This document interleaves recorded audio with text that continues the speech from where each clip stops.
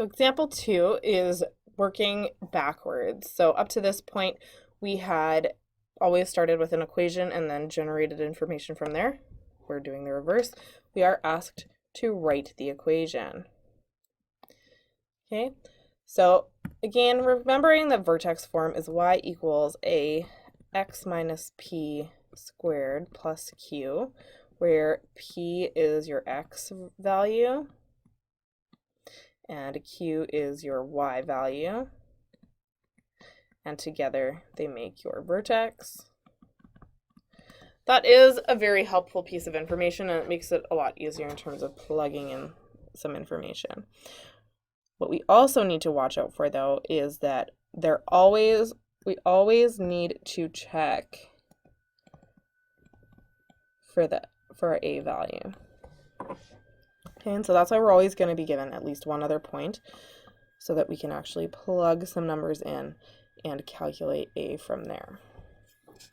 So in this particular example, we've got our vertex at 2 and 1, so it's p and q. So a x minus 2, remember p changes signs in here, plus 1. We're going to plug these values in for x and y so that we can solve for a. Because you can only solve an equation if you have one unknown, one variable at a time. So we've got, sorry, not 3. Make sure you plug them in correctly. 4 in for y, a 3 in for x minus 2 squared plus 1. We're going to go from there. 4 equals 3 minus 2 is 1, squared is 1, so that's just a plus 1. So a is going to be 3 in this case. So my final answer is actually going to be y equals 3 x minus 2 squared plus 1. Please make sure you do something to draw my attention to your final answer. Put a box around it, circle it, use a highlighter, whatever it is you need to do, because sometimes your work ends up going maybe over here a little bit and over here a little bit, or you do some chicken scratch up in this corner. Okay, so make sure you draw attention to your true final answer, because otherwise I'm just going to look at the bottom and be like, oh, I don't know, if it's too messy, I'm not going to be able to make sense of it. So please, please, please make sure that you draw attention to your final answer. B is a little bit more tricky because they actually don't give us a vertex. So we're going to need to use some other information. So we can go, okay, well, y equals a x minus p squared equal, or plus q is our general form. We do know the x value of my vertex because my axis of symmetry goes through my x coordinate. So I do know p. That's one less thing.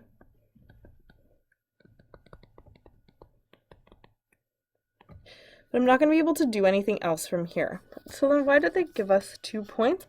This is actually going to be an practice of systems of equations from grade 10. So we're going to substitute both points in. So a, when we substitute it in, we're going to get 0 equals a, and then, oh, sorry, keep doing that. It's 3, plug it in for y. It helps label them, x and y.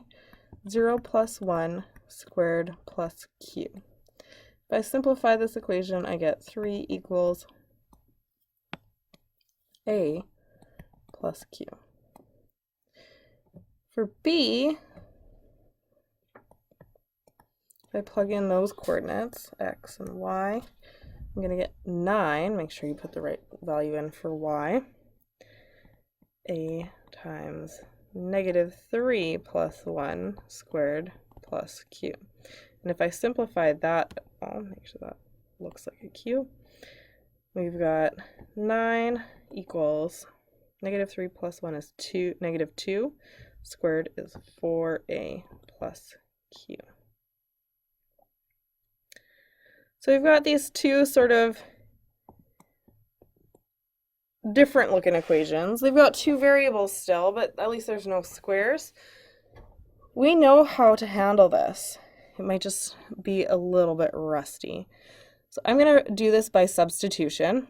That's one method that we used last year for systems of equations. And I'm going to do it. So Q, if I rearrange this, is going to be equal to 3 minus A. I'm then going to put that in place of Q in my equation B. So B is now going to be 9 equals 4A plus 3 minus A.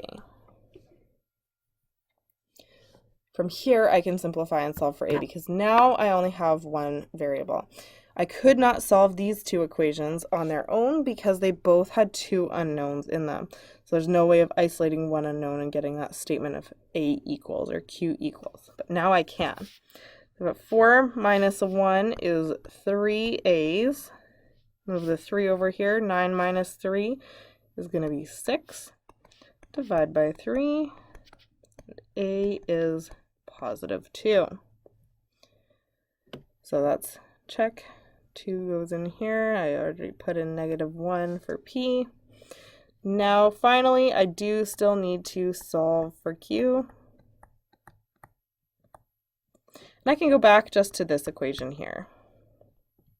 So Q equals 3 minus A, which is 2. So Q is just 1.